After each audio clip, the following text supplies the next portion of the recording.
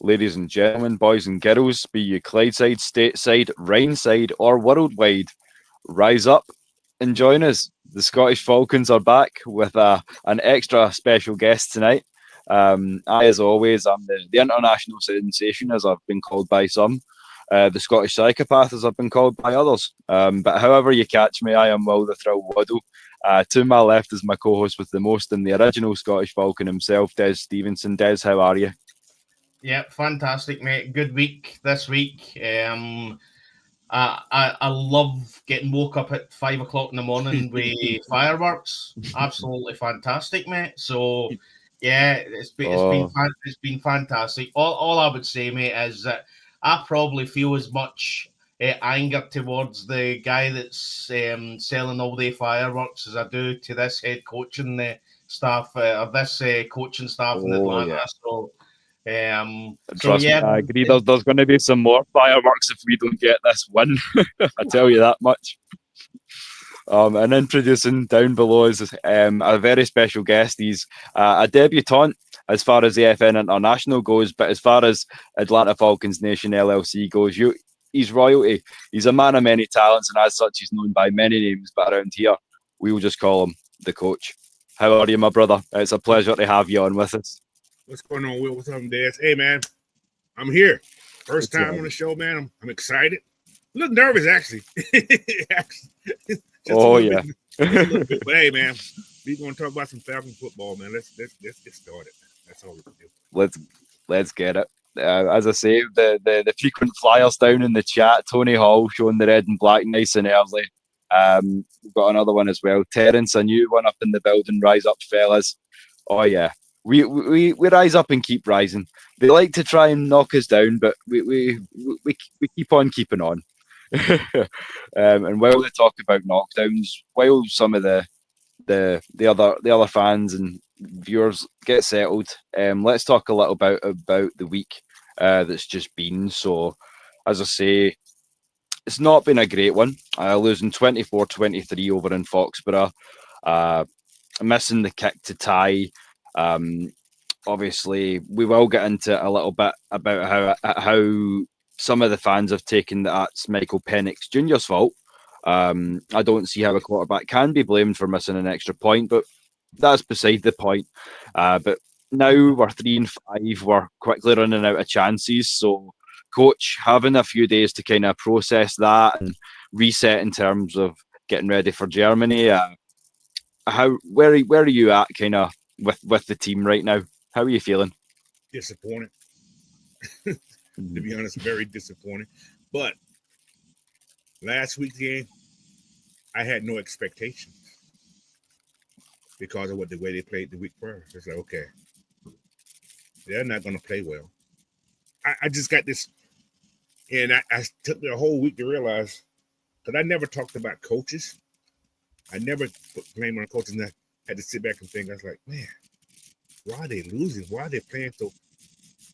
Yeah, my reality check, because I've coached all these years. I'm like, okay, it could be my fault. It can be their fault too. So, yeah, the blame goes on the coaches, man, because this team is too talented to not be able to produce. And Yeah. I brought up another point last week in the show last week. It's like, I think the coaches are overwhelmed by all the talent they have. And with the same point, Raheem should have hired a vet coach for this first year. He brought Zach along later. Mm-hmm. I think with an experienced head coach, don't have to be the greatest. Just an experienced experienced offensive coordinator who's actually called plays in the NFL. I thought Zach can do it because he was on the Shun 2 lists for a couple of years, but you see that he can create, but he just can't call plays at the right time. All plays are designed to work. When you call plays at a certain time, it's like, okay, wrong time. Attack. He doesn't attack defense's weakness. So, but yeah. It's just crazy, man. So, but like I said, I'm very disappointed in this team because I expected more. I'm sure all the fans expected more, but they're just not doing it. Yeah.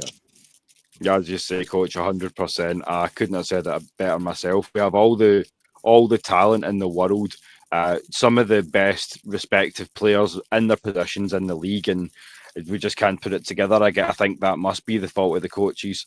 Des, what's your take been on the last, as I say, processing this now that we've obviously gotten rid of the kicker, Parker Romo, brought in Zane Gonzalez, who I do like. He's not bad. He's not bad.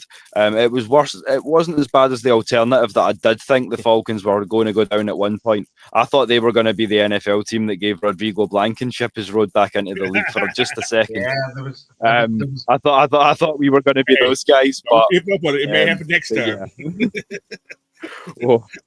Well, we're kind of far enough down that road. We don't want to kind of jinx anything, but yeah, Des, how are you feeling about it all? It's not been the best of weeks, has it? Yeah, I mean, the issue I've got with this team is the fact that the sum of their parts are actually worse than what their parts is, and what I mean with that is this team offensively should be a top 10, top 5 offense. Nobody questioned it at the start of the season. Mm-hmm. We've seen snippets, but we're back to the same old Atlanta Falcons, just like we lived through with Arthur Smith, effectively an offensive coordinator who came up to head coach, and the offense was bitty constantly. Yep. You literally had some times when you thought if this offense continues the way it's going, I mean, that we could be going to the big game, you know what I mean? Then you'll go to the next play and it's just a shambles. And we're getting that again with the Atlanta Falcons. What I would say is that there was times with Arthur Smith where the players weren't great, and he actually got wins from that, but it wasn't enjoyable to watch. It was not fun to watch. And then we're back to. But at the same time, I'll take a scrappy win, Des. That's the thing. A win's a win, as they say. But at the same time, as I say, there has to be some style and substance together as well. As I say, I wanted to just take a second before you go on. Sorry. Yeah, go for Sorry. it. On you go, Des. Yeah. No, just before you do. Yeah, see when you've got Bijan, you've got Drake London, you've got Kyle Pitts, you've got Tyler Algier. Mm-hmm. When you've got that, they kind of players, you've got Michael Penix Jr., who is effectively putting this offense on his back. When you've got that offense, it shouldn't be a scrappy win. It shouldn't be scrappy. We've got the weapons there, Will. That's what upsets me. We've got the weapons there. But when you look at some teams in the NFL and you look at players, some of the players that you've never heard of, and they're taking over the league because the sum of their parts, the team is better than the sum of their parts because they've got good coaching staff. This team is worse than the sum of their parts. That's my biggest issue when it comes to this coaching staff. Yeah, I completely see what you're saying. I mean, it's been inadequate coaching to where, as I say, like you can run the names off a board when it comes to the Falcons team, both on offense and on defense. The one caveat I would say that yes, some of those guys that we expect to emerge at a high level, they're very, very young. That might come in a year or two, and we're prepared for that. And I'd like to take a wee second just while we are getting into the nitty gritty of the last week to shout out our listeners on X. This is a recent follower of mine. So Dan, if you want to jump on sometime for a chat, as I say, you know where to get at me. Just hit me up on X and we'll talk birds sometime. It's what we love to do. Yeah, Dan's one of the old faithfuls. So I actually I challenged him because he put out an X. His followers, they put out all pictures of all the followers, and I sent a wee gif as if to kind of say, well, I'm here, you know what I mean? The Scottish Falcon, you know what I mean? It's so.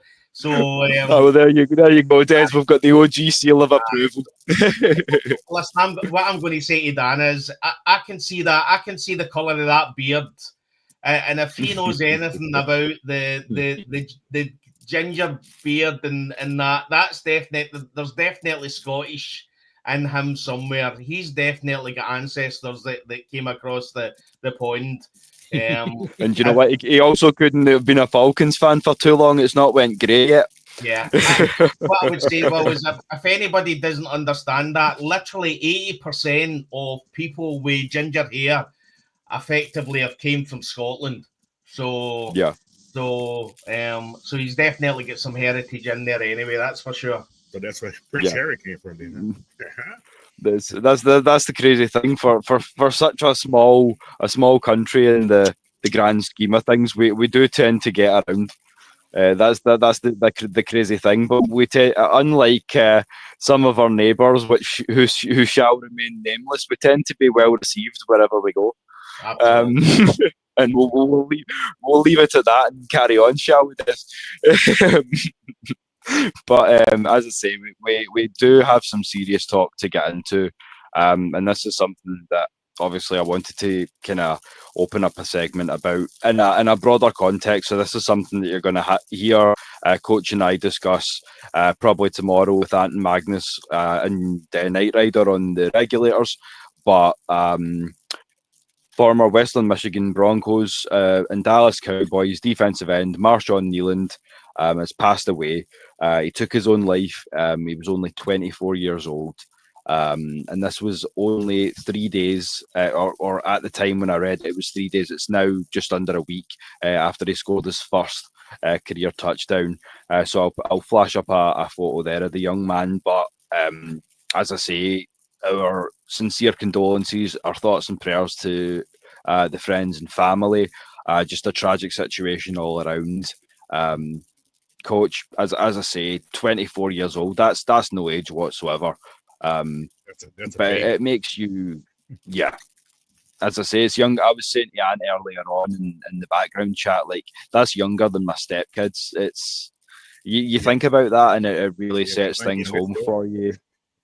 And I mean, like as I say, I don't know if, like, do you feel like there's a stigma like this? Like there is a broader question here, and it's something that I'll put to both you boys. But I mean, do you feel like it's not just football? I mean, when you're talking about all pro sports, mixed martial arts, even into pro wrestling, I mean, yeah, the CTE and the fact that you have an average career length of 3 seasons before injuries mount up, and some of them end up medicated by some means or other. It can all have a factor, but at the end of the day, could you give me your take on this sort of epidemic? Because it seems to be going on a long time as well, Coach. I mean, you've been involved in the sport for a long time, and I mean, it doesn't seem to be going away, does it? It doesn't. According to stuff that I read about this situation, his mom went right before draft night, I think, if I'm not mistaken. This is something I heard about. And he's been dealing with that since it has happened. So this is just my own perspective. Mm-hmm. That night he scored the touchdown. That was his best game he's ever played as a Dallas Cowboy that night. So mindset, just like I said, this is just me. He didn't have nobody to celebrate with. You guys kind of feel he had something in the speed chase from the car thing. I don't know what that's about. I don't know why he was being chased by the police. So I could speculate that because he felt he had no one, it was a cry for help. He had nowhere to turn. Yeah, and this is what I would say if you are down in the chat, and this is where I not tread on the toes, but this is where I'm going to take a little leaf out of Maggie's page from the Candid Room.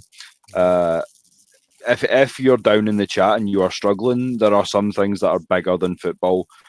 If you just want to talk man to man, go, look, I'm struggling, Will, and your shows make me feel better. We have had comments like that, and you have no idea how much it means to me, to Des, to Coach, to read these things, because, as I say, as men ourselves, we know what it's like the stigma of big boys don't cry and like suck it up, Buttercup. You're stronger than that, and as we say in Scotland, and all that pish, because it really, at the end of the day, God gave you a Y chromosome and not an adamantium skeleton.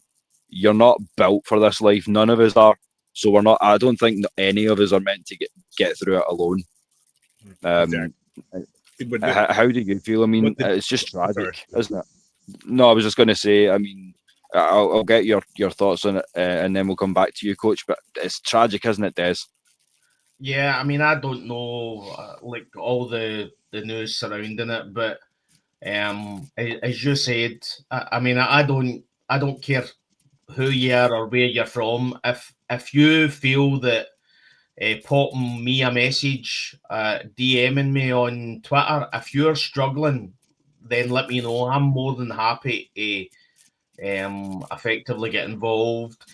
What I would also say is that if you are feeling like that and you are feeling that there's no way out, or you've came to the end, there's always somebody there. I mean, there'll be people on here that I've never met, I've never spoke to.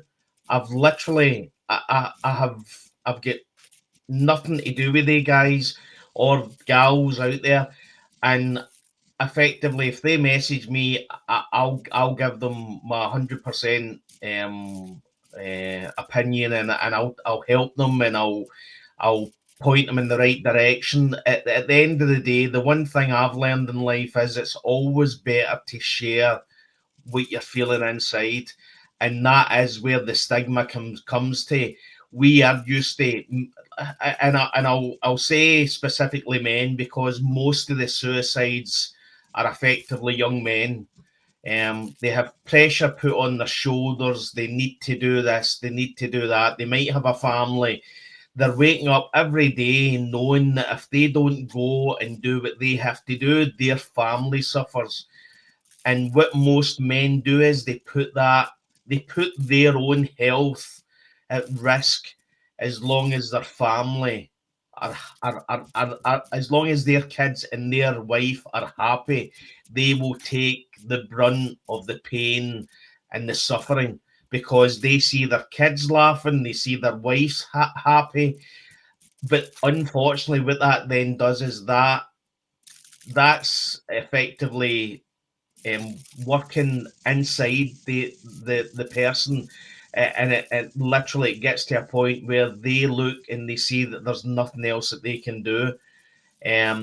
People, and men especially, need to understand that they need to watch and see the signs when you get your first. If you ever feel that you're suicidal, talk to somebody. The Samaritans. Phone anybody. Message me. Message Will. Message Coach. Don't effectively be a statistic. Don't go down that route. Always talk to anybody. And what you'll find is that by opening up to an unknown person, and they then show you the compassion and the empathy that you deserve because of what you're going through, that's when you'll see that actual human nature is actually, no matter what you see in news, no matter what you see is happening in the world, 99.9% of humans and people are empathetic. They want everybody to be good.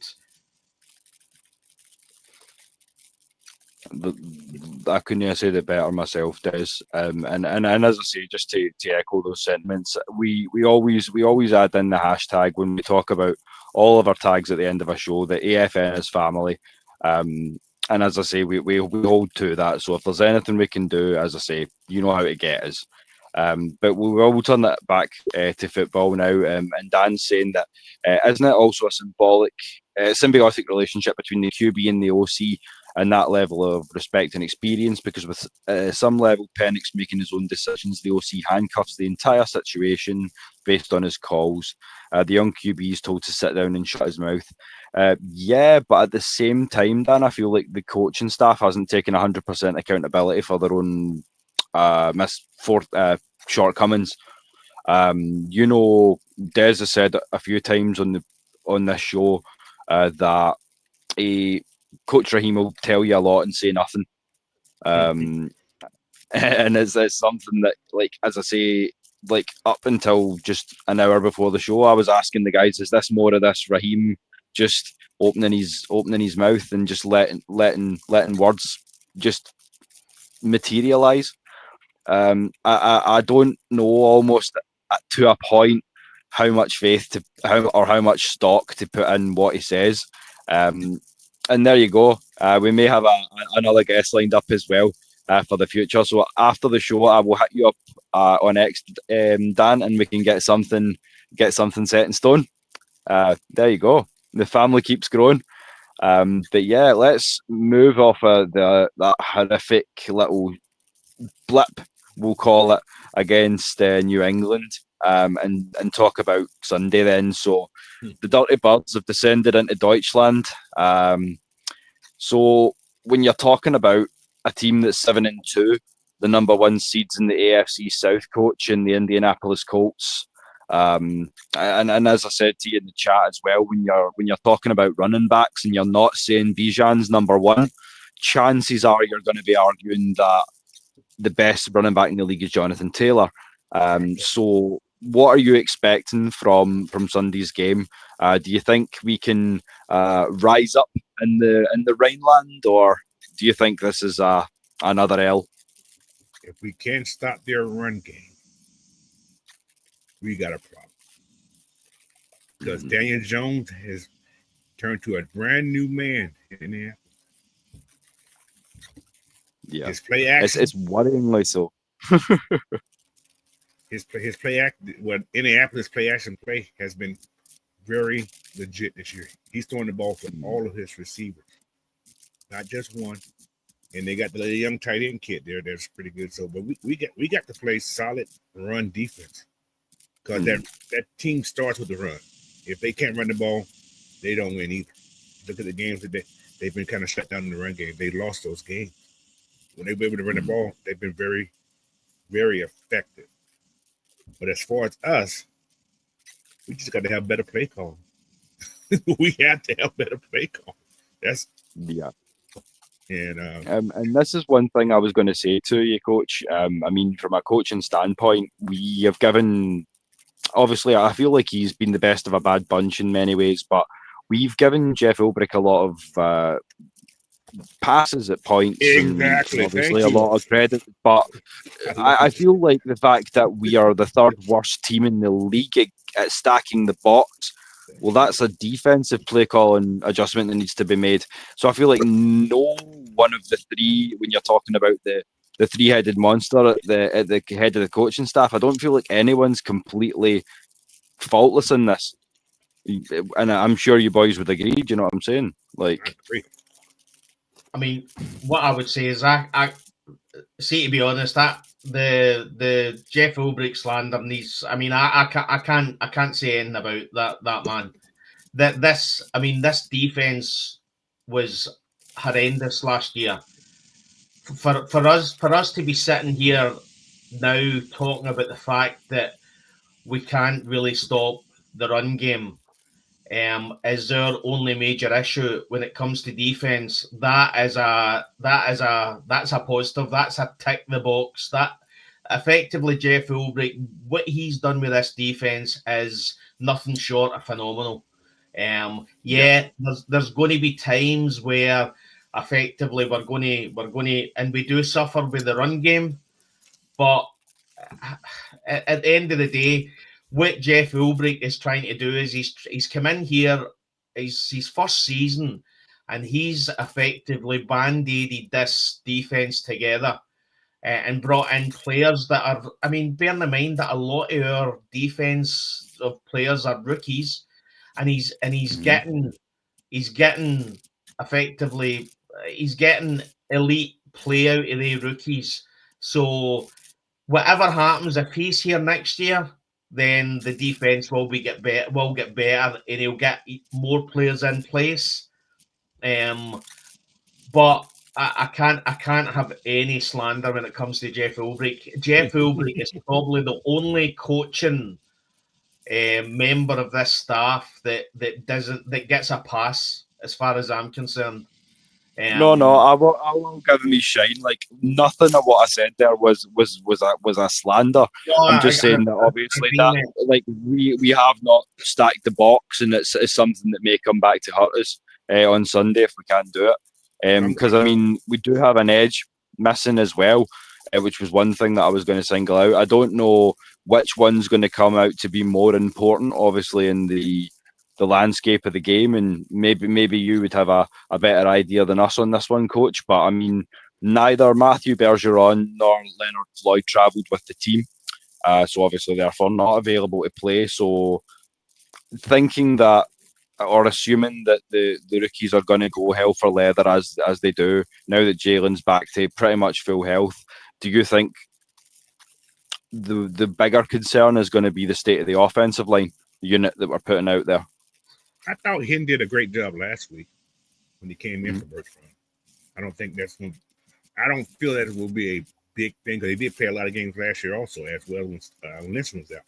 So I'm not really worth. And the offensive line hasn't really been the problem this year though. That's the thing. I know we can't run the ball like we want to, but like you said earlier when Raheem said, well, the offense run through Bijan. What you gonna do? You're gonna focus on Bijan. You're gonna stop him. Yeah. Yeah. But having Leonard Floyd out, it's going to hurt just a little bit because of the rotation. But I think James Pierce is going to step up, though. I think he's going to be the one that's going to actually step up this week with probably getting more snaps as well because Leonard's gone. But, I would think so. It would be kind of weak to step up for me. I don't think it's going to be a big effect. I just feel like I don't want to see the defense get as tired. I don't ever want to see the defense get as tired as they were against Miami. Like halfway through the third quarter, they were breathing fumes. I don't want to see that again from my defense.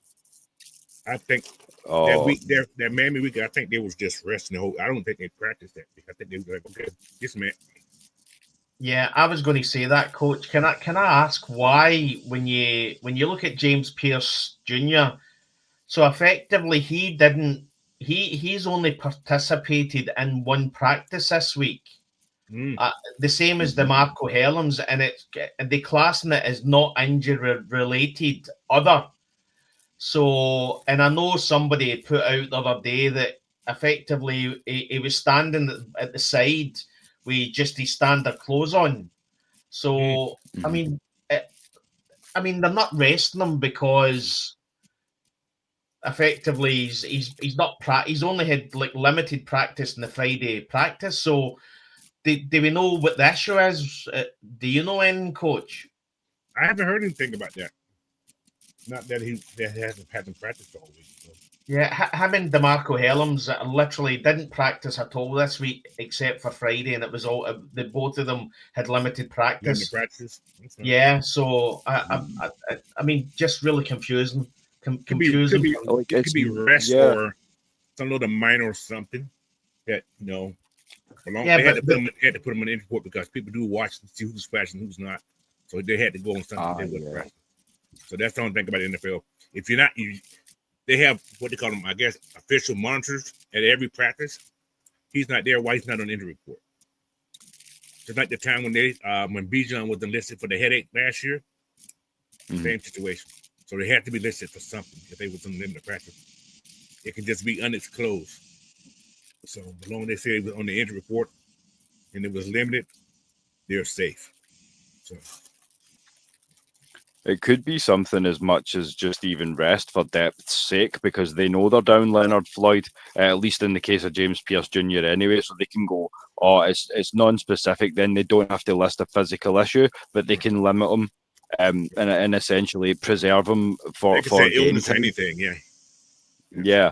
And I feel like there could be a little bit of that because obviously we have been hampered severely by the injury bug so far this season. But yeah, I mean, when you're talking about what to expect, like, as you say, they're in a pretty good, pretty effective play action game now. Obviously, because you're not quite sure whether he's going to be able to get the ball out to his receivers or if JT is going to take off. So they're quite dynamic in that regard. So as I say, my worry and as I say, I'll pass it around and see how you guys feel. My key to victory, as I say, is going to be what essentially can we pass the ball, but can we also be. You mentioned stopping the run, and I think it's broader than that. I think we need to be flexible enough to kind of like, as Des said earlier on in the show, we need to kind of be able to roll with the punches a little bit with this team, I think. And I feel like if we're able to do that, then we can come out with a win. But we need to start fast as well. So what are your kind of keys to the victory if we should be able to get it, Coach? What do you think we need to do to get back on track here? Tackle better, run the ball better, play calling, simple. We have to have good play calling on the offensive side. But Raheem, well, I'm tired of talking about Raheem. However, if this team is taking on his mentality, which is not tough, more happy-go-lucky, we're gonna just do the necessary instead of we're gonna do extra. We're gonna have a problem. It took me a long time to realize that, but we're gonna have a problem.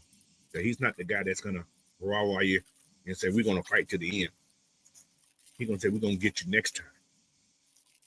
So. Yeah, I agree with that, and that's the kind of. I've mentioned this before on a few occasions. I feel like he's going out of his way to be everyone's friend, and I feel like when you're in the role of a head coach, you kind of need to leave some of that stuff at the door, and kind of do your job to a point. I feel like it's the same in bringing Robinson over when, as you say, Coach, there were plenty of more qualified individuals who could have stepped in and perhaps done a better job in the long run, but we know how that played out, as I say. But when you talk about like key matchups as well, outside of like the obvious, I just feel like what's worrying me is the fact that we didn't pick up anyone on the trade deadline, and yet, as you told me today, we've got rid of Street, we've got rid of TQ Graham as well, so we're slimming down on the defensive line as well. So we're obviously confident in the guys that we've got in the middle. So, I mean, have you seen much like have you seen much like Flair out of that defensive line worth writing home about? Like if the guys worth healthy, if these are the guys that have been cut. Like when Zach's healthy, Zach's a beast down there. Sam Roberts has stepped up more than I expect him to do. That's why they was able to cut Street as well. So when them cutting Street, that means Zach should be back this week. That's just my expectation. Because he didn't play last week. So Harrison should be back this week. So they're gonna roll with a six man rotation on that D line, which is gonna be LaCal, Roberts, and Dorless, as well as Rook, Anyamata, and Harrison. So they're gonna be your six going forward now. It's like I said, when I like that. I'm sorry.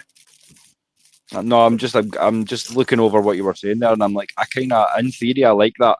Yeah. Just definitely keeping it fresh up front. I know a few people were saying that maybe we needed that 330-pound guy in the middle, but I feel like I feel like D tackle by committee is an underrated skill as well. Mob tackling is almost a lost art, and as you say, the Falcons seem to have lost the art as well, because as coach says, we need to learn to tackle better. One thing you just said, Will, that we do need a bigger guy. The guys we have now, we got 3-4 guys. We don't have. We have 4-3 guys, not 3-4 guys. So when you're playing a 3-4, you need that big old nose step in the middle. That's going to take them too. Yeah. These guys are getting blocked by one person. Yeah. Only reason they get blocked is they get through the lanes. Then another guy's checking with them. We don't have no guy who's going to take that double team on right now. Yeah. I mean, I wanted us to. I know he's up there in years. He's got a few miles on the gas tank, but I felt like we could have done worse than bringing in maybe a Shelby Harris or something like that. Like we just to kind of stem up that middle a little bit. But as I say, we've been quiet through the trade deadline now, so I guess we're happy with the guys we've got. But as I say, the Sam Roberts, he's done a good job since coming across. So we're glad to see that. As I say, there's still a couple of guys down in the practice squad as well, if the worst should occur as well. But we'll throw this one to you first, Des, this time. So if we actually lose the game, which, as I say, it could be a possibility, given everything that we've said tonight so far, but if we did lose the game and we end up falling to then 3-6, are we going to see a coaching change? And I'm talking about maybe OC, maybe head coach, maybe both, or maybe nothing at all. Where do you kind of fall on that? Well, with this Atlanta franchise, you don't know. You just don't know. I mean, we're talking about Jimmy Lake lasted a full season. You know what I mean? If you're not telling me after 6 or 7 games last year that Jimmy Lake just shouldn't have been there, he lasted to the end of the season, and that shows you the issue we've got with this franchise. You know what I mean? They're not loyal enough when they should be loyal. They're too loyal when they shouldn't be loyal. You know what I mean? If we lose, and I can't. I mean, one thing I would say is that see the fans that are in Germany, they are going to make this a home game for the Falcons. And all I got to say is this fan base deserves a good team so much, because we give everything to this team. But I can't see anything other than a loss tomorrow. I mean, I'm praying for a win, but my head's saying it's going to be a loss. Now, at 3-6, bearing in mind this same time last year, we were 6-3, and we ended up having a losing season. So if we go 3-6, the season's over. But the issue I've got more than anything is I don't even know if that'll make any difference on changes, whether Raheem will go, whether Zach Robinson will go. I really don't know, because there's no rhyme or reason to this organization, and that's why we're in this situation. As I said before the show, when we talk about who's at fault, we had Mick Vrabel, who was my number one. He was the coach I wanted. We had him in the room. We had Ben Johnson in the room. You know what I mean? Jim Harbaugh, Harbaugh we had in the room. So effectively, and we then went to Raheem Morris, who's had 80 odd games as a head coach and has a losing record. So, for all intents and purposes, we let a Super Bowl coaching staff walk out the door. What could have easily been, but like as you say, 3-6 the season for all intents and purposes would be gone, because, as I say, looking forward at what we can do, I don't even think winning out the South would be enough to save it, because some of the divisional opponents are still coming up that are going to be tough for us. So I mean, I think this essentially becomes a must-win game.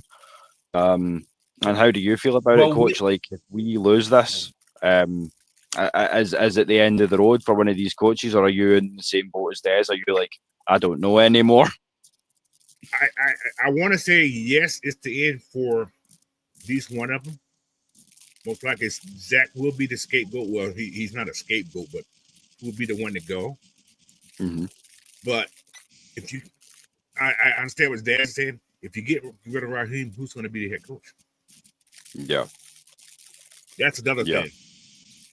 Are you going to bring Jeff Albert? You're going to put? Well, then again, Jerry Grace the assistant head coach right now. Yeah, that's true. So there's a lot of kind of turmoil as well to put a team through, especially at this point in the season as well. So you kind of weigh it up and you go like, well, do you almost kind of cut your losses at a point and just go like, ride it out? And I hate to, I am in no way condoning like tanking. I'm still saying play for these games, but I mean, at the end of the day, if there's nothing to be gained by them, and you're not going to change coaching staff until the end of the season, then what's the point? But I see what you're saying completely too. coaching in regards to that. So this late on in the season, I don't know. Can I say Sorry. something? Sure can. On you go, Des. Yeah, I mean, it's, and this is on Terry Fontenot as well.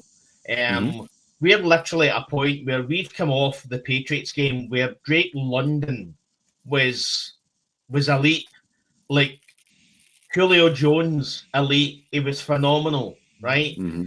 That man's still not signed his contract. There's nothing come out about that contract. So that's on Terry Fontenot. If there was ever a week that you wanted to get that man long term on a contract, it was after that Patriots game. So, so what is happening in Atlanta? There's going to become a point where some of these players are going to look at this organization and think, I don't want to be here. Yeah, I want to go somewhere. We're effectively going to be at a point where we're listening to a player tell us that he wants to go somewhere where he can win. And how can you blame any of these players? No, you can't at all. And that's what you were saying as well when you're talking about like changing culture.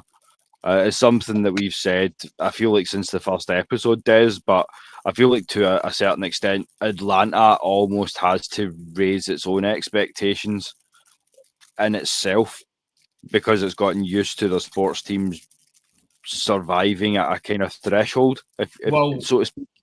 See if I hear again, we just need to be a better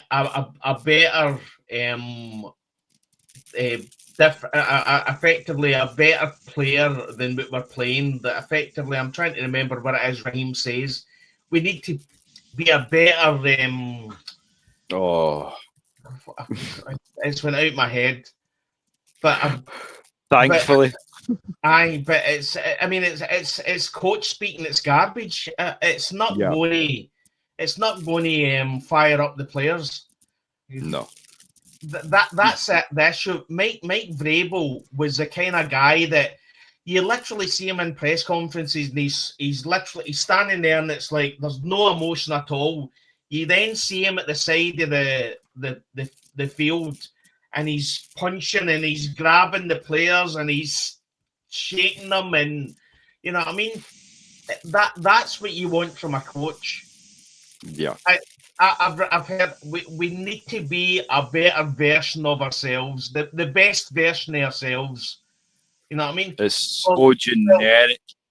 Well, no shit, Sherlock. Of course we need to be a better version of ourselves. You know what I mean? We've literally just...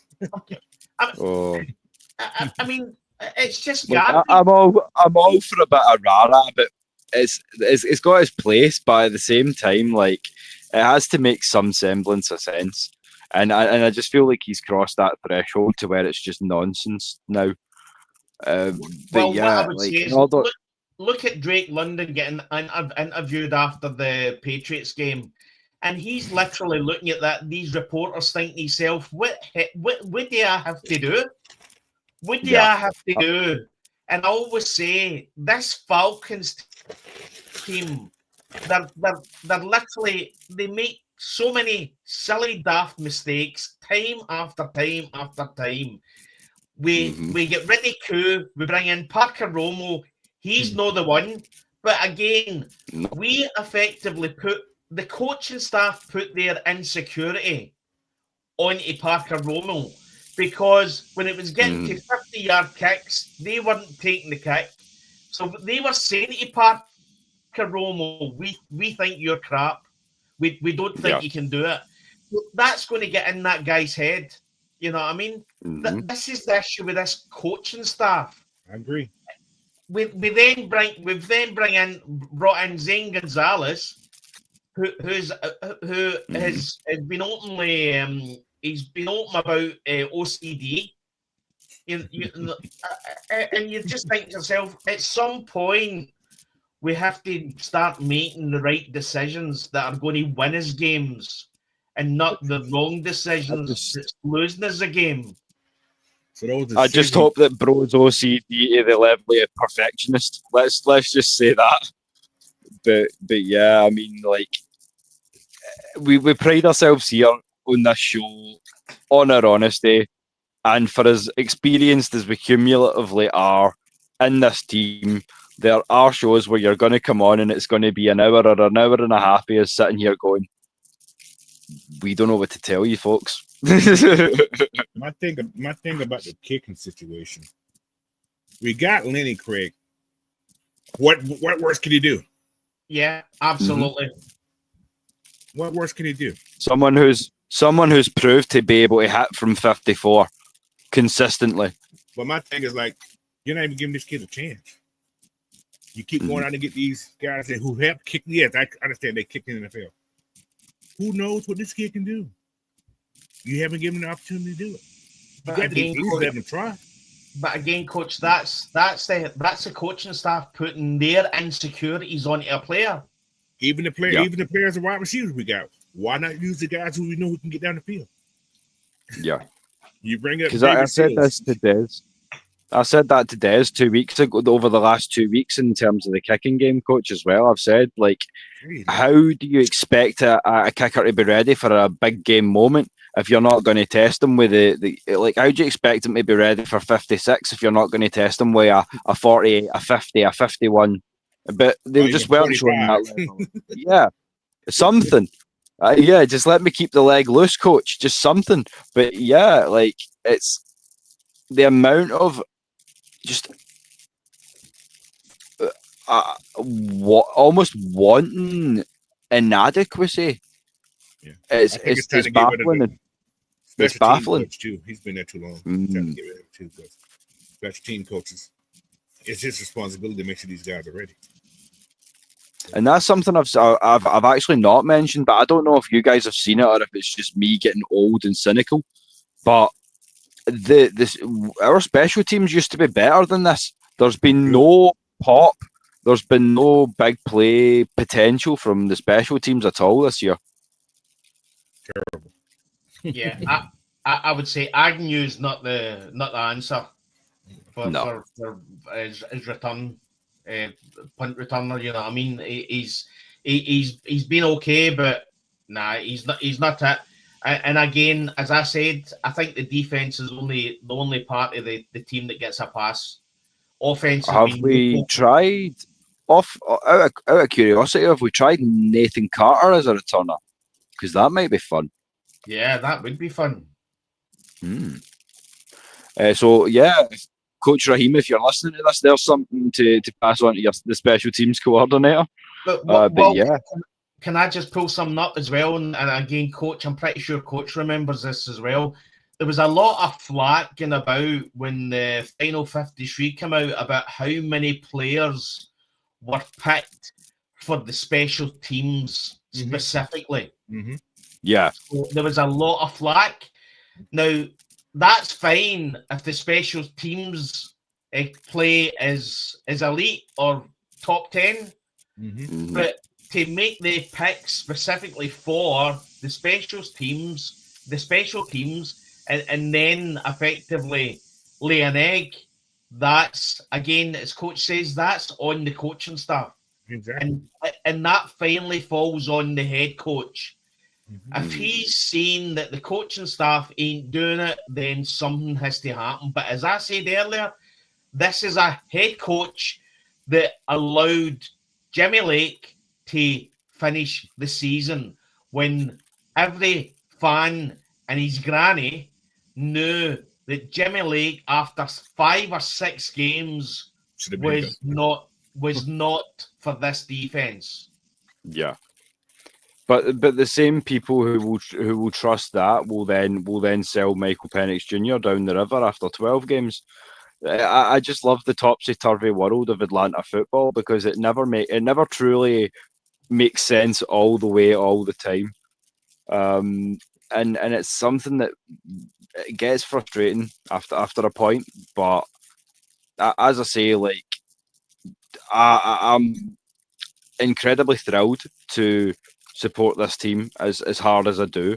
And it kind of ties back into what we were saying earlier about, obviously, you never know what's coming in life and don't be afraid to ask for help, because I played the game for 9 years. I never professed to be any good at it, but I played for love of the game. When that was taken from me by health issues, when I stopped playing music quite so much as I used to as well, doing the whole band thing, I thought that was it for me. But what you will find is that if you're a gamer, you'll know this well. Life is full of side quests, and look at what I'm doing now. I'm sitting here with a direct route to Atlanta. Probably, like, I know for a fact that I've spoken to Falcons legends. I was just talking to Ovi Mihaly the other day, and that's something that I never could have done with catching a ball. So, like, you just never know what's around the corner. But so yeah, bear that in mind in your dark days as well. All I would tell you, because as somebody who's been there and lived it, you never know what's around the corner. Well, if you're an Atlanta Falcons fan with this team, it's a roller coaster. That's what it is. So get used to topsy turvy corners and stuff. I mean, that's how we talk so much about the 2016 season. You know, I mean, we didn't see it coming. I remember the offense literally was bulldozing people. I mean, it was so good.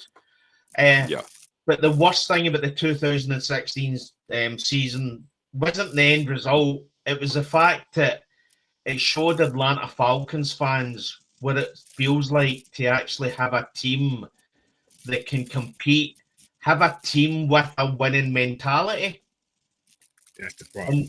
And this team's players have winning mentalities, but unfortunately, they're controlled by coaching staff that hasn't got winning mentalities.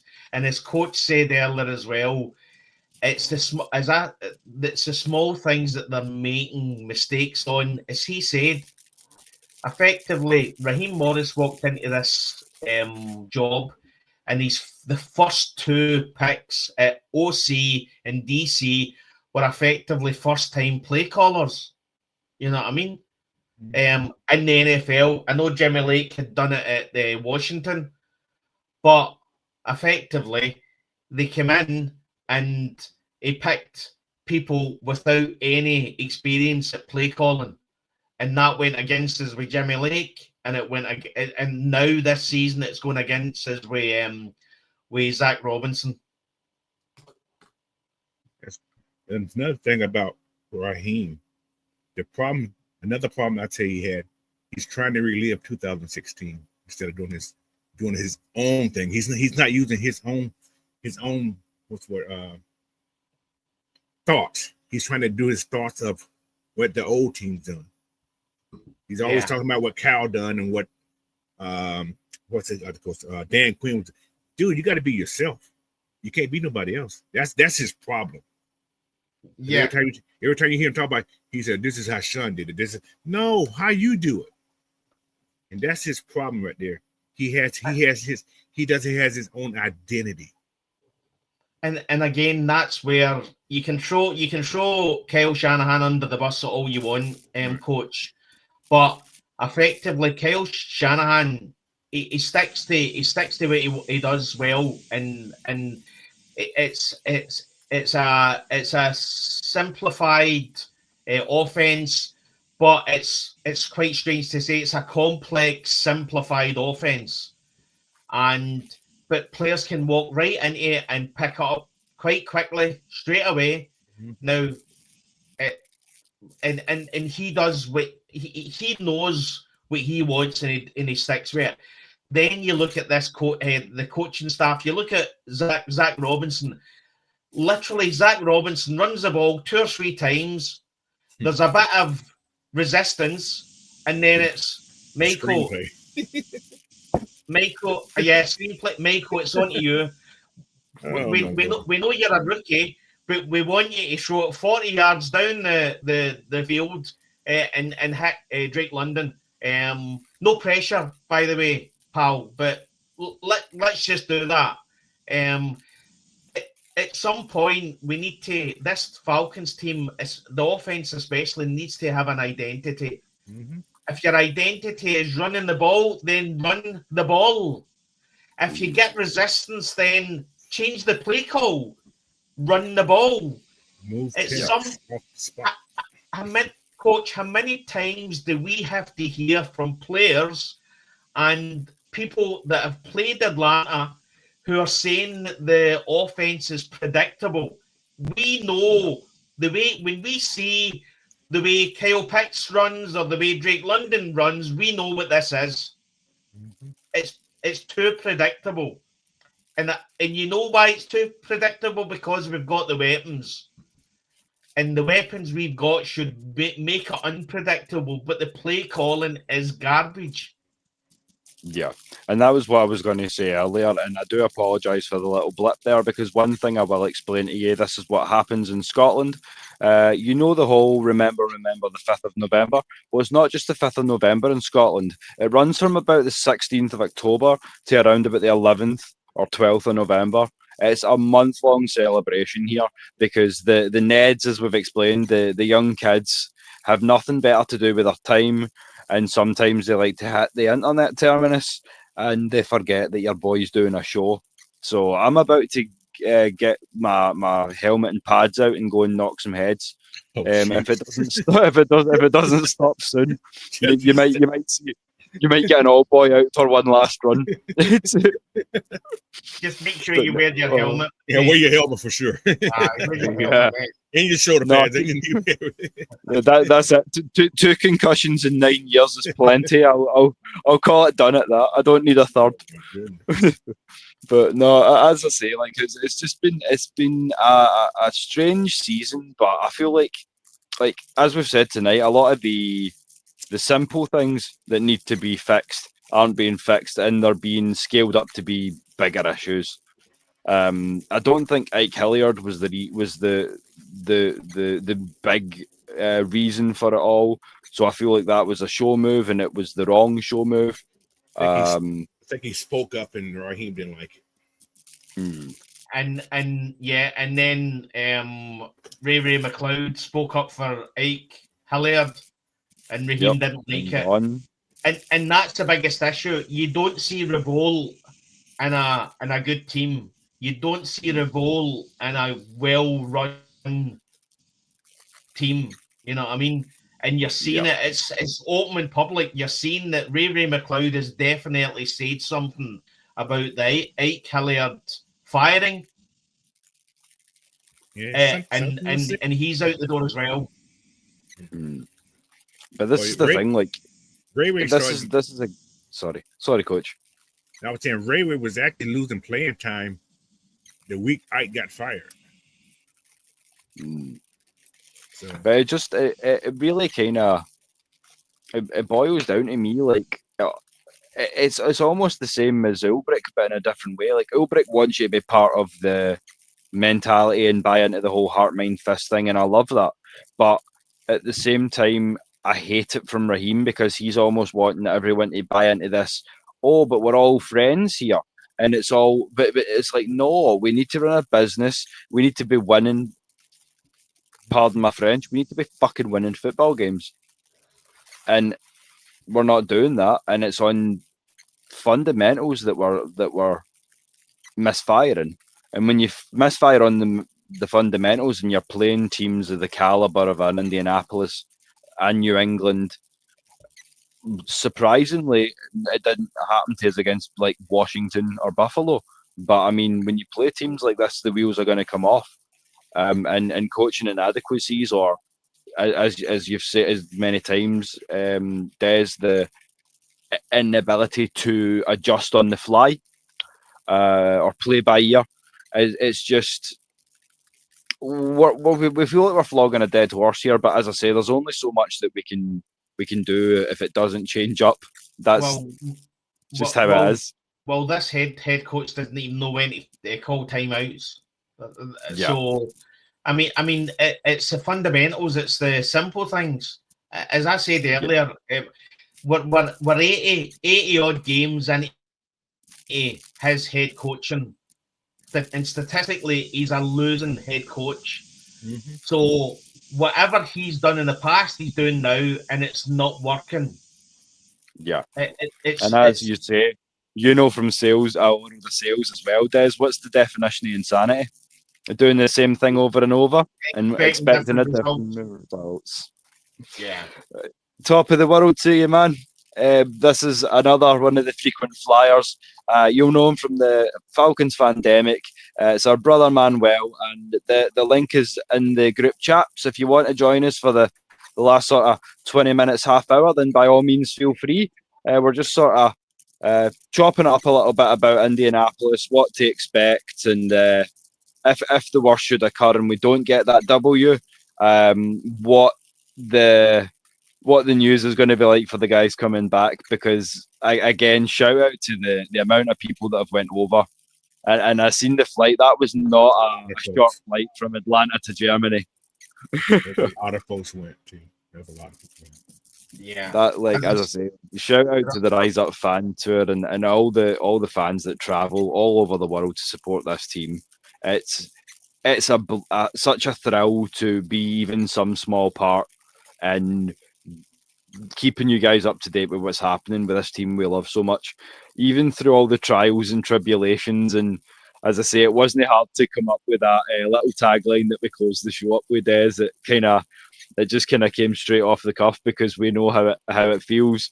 Obviously, being fans since as I say, like 2008 for you, was it? 2008. Yeah, and around about maybe 2007 for me, and then for guys like Manuel and Coach that have been fans for from the 70s, like I can only imagine. So all the way since the days of the grit splits in '77, and all, like, they've seen it all, man. So well, I've always said that I think and I'm not being disrespectful to fans who were born in Atlanta or grew up in Atlanta. I think the people that didn't, so the people that we know what it's like in the west of Scotland. Effectively, whatever family you're in, you're either a Rangers supporter or a Celtic supporter, and it's the same. You grow up in Atlanta, you support probably 90% of the time the Atlanta teams. We chose Atlanta Falcons, so we actually chose this pain. You know what I mean? I'll always say, Coach. So in 2008, I came to Atlanta. It was a property exhibition. I was a real estate agent at that point, and I always say when it gets really, really tough, I always say I just wish the people in Atlanta were really, really nasty to me, and didn't treat me so well. They so good. Then I would have left Atlanta and thought, you know what, I'm going to support the Chiefs. I'm not going to support this Atlanta Falcons team. So it's on the wonderful people of Atlanta. The reason why I decided to support this team. So and see, to be fair, they keep us coming back for more.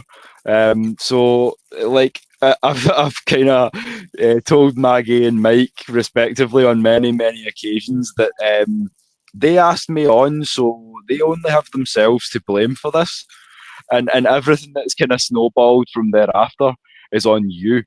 It's not just me. So and all of you fans down in the chat can take a little bit of blame as well, because we keep coming back to give you guys your little bit of fix of Scottish culture and Falcons talk done Celtic style. So as I say, well, it was one of the reasons why, obviously, when you and Maggie talked about doing the show, one of the reasons why I got involved was I wanted to show the effectively the fan base in Atlanta that because you would see on X every day the disrespect that came out for especially for the Atlanta Falcons, and I, for one, wanted to show the people in Atlanta that even at the other side of the world, this team, I mean, I love this team more than you guys would ever imagine. I honestly, it's the only time in the world where effectively my emotions get the better of me. I'm quite a laid back, staid guy, get my own business, so I have to be like that. But when the Falcons are on, I mean, it's literally my emotions are all over the place because I love this team. I've always said, but I'm always going to call out when I see something happen, whether it's the head coach, the owner, a player. If I see something that effectively affects my team, the team I love, then I'm going to call it out. And I know there might be people coming on and thinking, God, these guys, all they do is talk negative about the Atlanta Falcons. We love this team more than anything. But at the moment, we're 3-5. We're getting into a game against a 7-2 team who's leading the AFC, with the possibility that if we lose the game, our season's over. Mm-hmm. But at some point, we need to be honest with ourselves when we call out the issues that we see. It's not that we're being negative, we're just being honest. And I always say to people, I say to Will, I'll tell you what you need to hear, not what you want to hear. You know what I mean? And that's the whole ethos. We are the voice of all the fans, but as fans, we can see how evident some of the easy adjustments are to make. We're gonna call it like we see it, and that's why I feel like there has been so many of you that have become frequent flyers that have followed. Literally, I was saying to Des before we got going and coach that there's guys that have literally been on the chat every single show since we started, and this is what keeps us coming back for more. As I say, like as many losses as we've sustained over our cumulative years as Falcons fans, it's never going to tarnish my love for the team. You might get a few fucks now and again because I'm not very happy, but I still love my team. So as I say, I will be here in support of the team tomorrow. So as I say, it's a little bit early for the guys stateside, so I will probably be waking most of you guys up tomorrow. Because I will be essentially doing the AFN International Now watch party for the Falcons Colts game. So stay tuned for that, I guess, tomorrow. From around about 20 minutes before kickoff. And as I said to Coach, what time does the game start for you? 6:30. Yeah. How terrible is it? You that's in the West Coast too, so. Yeah, how bad? I feel for you guys that have these games at ridiculous hours. You know what I mean? Now you know what it feels like to effectively be an international NFL fan. It's one of the few times in a season, and we like that there's more international games now because we get to kind of turn the clocks back on you a little bit. Yeah, how do you like it? So what time would the game be for you guys tomorrow? 2:30 in the afternoon. 2:30. Because on a regular game during a weekday, when they play at the 1 o'clock game, it's 10 o'clock my time. It's still a little early. It's 10 o'clock my time. And that's 6 o'clock our time, Coach. Yeah. Which is perfect. Monday Night Football or any. I must be the only fan, and we must be the only fans that don't want primetime games, because primetime games for the Atlanta Falcons past midnight. Means not 1:15 in the morning it starts. Yeah. So we're not getting to bed by the time we have a chat afterwards and cool down. You're talking 5 in the morning. No.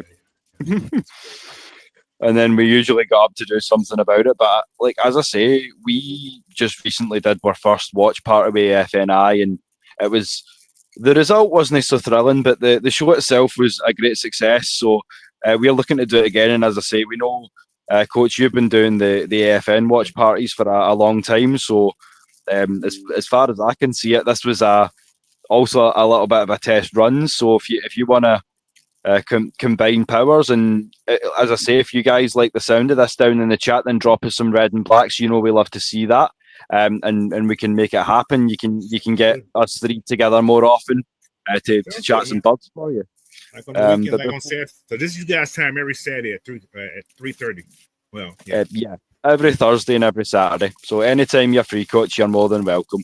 But before we wind down for the night, have you got anything you want to say in closing, sir? Hey man, let's just wish luck tomorrow. Like Dad said, I don't feel like we're gonna win this game. But if we magically, I ain't gonna say magically, if we win this game tomorrow, That means Raheem stays another week. Well, I'm just gonna put it like that. yeah. So the swings and roundabouts of it all. But you know what? If Magic's what it's going to take, man. Speaking as like we're residents of a country whose national animal is a unicorn. So we like to believe in a little bit of magic now and again. So if that's what it's going to take to get the win, then bring it on. Yeah. Des, any thoughts in closing before we do the little?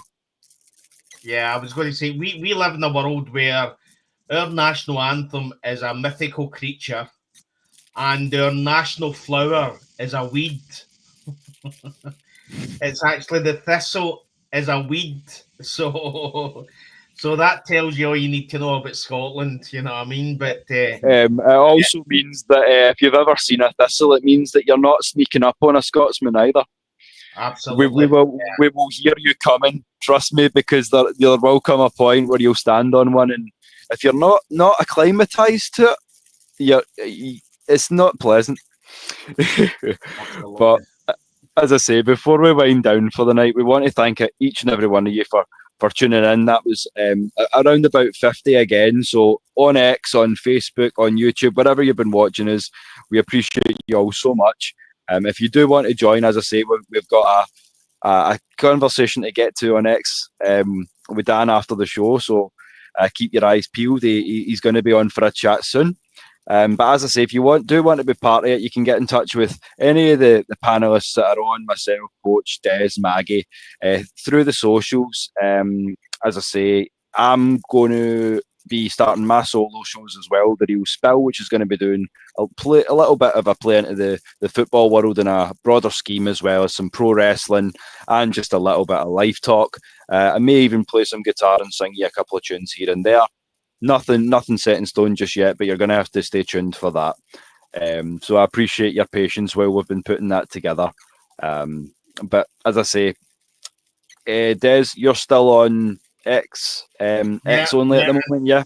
And again, shout out to everybody that's watching on Scottish Falcon X. Again, really, really humble by the amount of people that come through on my Scottish Falcon handle. So again, that's where I tend to be. So I would be honest and say that effectively I've went cold turkey this week after the Patriots game. I have not watched a press from any of the coaching staff. I've literally stayed away from it. So I've not been really busy week at work, so I haven't done much on X this week. But I always tend to do a lot during the game.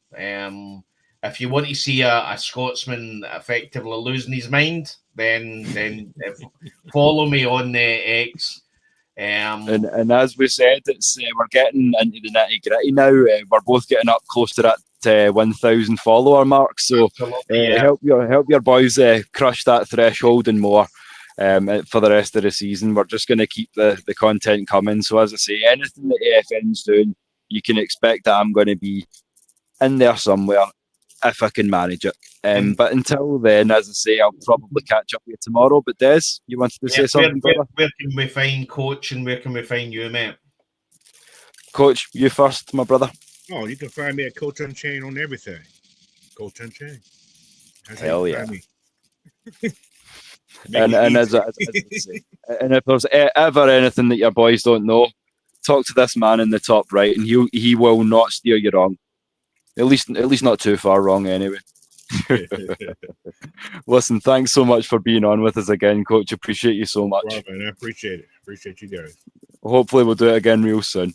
And as I say, if you want to get at me, I'm Will the Thrill Waddell on everything. If you don't get me with the WAD-L, it'll be through the full spelling DDELL. Because it is Waddell, like Russell. I will hear no contestation that it is Waddell. Because as I say, there's the running joke that I have with, obviously, my uncle's a Miami Dolphins fan, so I'm like, just wait till we get Jalen Waddell, and I'm wearing that nice red and black Waddell jersey, and he's like, but it's not even spelt right. So I can't have nice things. Can I just say something? So a few years ago, right, so there was a player in, I think he's still in the NFL, called Graham Glasgow. Mm-hmm. I mean, And I remember watching it was Monday Night Football, and he was saying his name, and he's changed it now, so he says it right. But I remember at that time he said Glasgow, Yes. and I was literally losing my mind. Now he says Glasgow. Yes. But when you're talking about Waddell and everything, effectively a guy that doesn't know how, he does now, but a guy then that didn't know how to say his second name was ridiculous. So It's funnily enough, the only word that I do that with is because I've worn the helmets. It's Waddell. That's the only, but that because that's an American brand, that's the only word that I'll do that with. Literally. So I've always called it Rydell. So it's not Rydell. Ah, okay. But I always imagined Rydell would be a Y, like the high school from Greece. Right. At least myself. We could. I digress. But as I say, yeah. No, so a few hours reset for me, and then back to it. But we'll catch you for the watch party tomorrow. But until then, as I say, if you do have any questions, you can drop them down in the chat, and we will get back to them as well.